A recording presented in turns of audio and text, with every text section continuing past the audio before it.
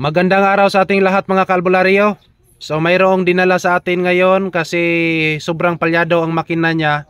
So ngayon po mga kalbularyo ay nakita natin ngayon na walang clearance ang intake side ng cylinder number 3.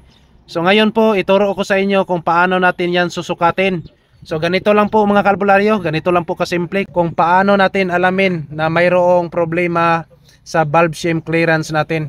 So magsimula po tayo sa cylinder number 2. Ayan po mga kalbularyo. Yan. So ibig sabihin po niyan ay okay yan. Nakapasok ang ating filler gauge.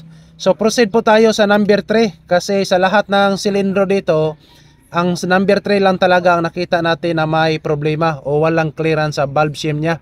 So andito po mga kalbularyo. No clearance. Yan. So kita nyo ngayon na hindi nakapasok ang ating filler gauge. Yan. So ibig po sabihin mga kalbularyo ay talagang mag low power ang makina natin kasi hindi nagtrabaho ang dalawang engine valve. Kumbaga hindi nag totally close yung engine valve. So ayan lang po. Ganito lang kasimple kung paano natin alamin na mayroong problema ang ating valve shim clearance. So ito na po mga kalbularyo, ito po ang tinatawag nating valve shim. So kita naman natin na yung thickness niya hindi masyadong makapal. So pag magawa kayo ng ganito, depende na lang po sa inyo kung paano nyo gagawin. Pero dito sa amin, ito ang diskarte namin kung paano namin to titirahin. So ganito po mga kalbularyo, gumamit po tayo ng vice grip. At syempre meron tayong grinder oh. At ganito lang.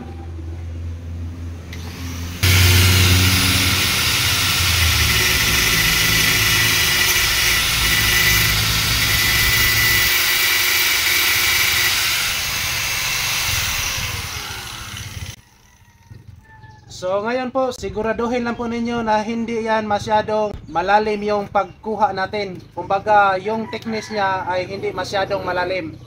At kailangan natin na susukatin natin ulit doon sa may makina kung kuha na ba natin ang wastong clearance.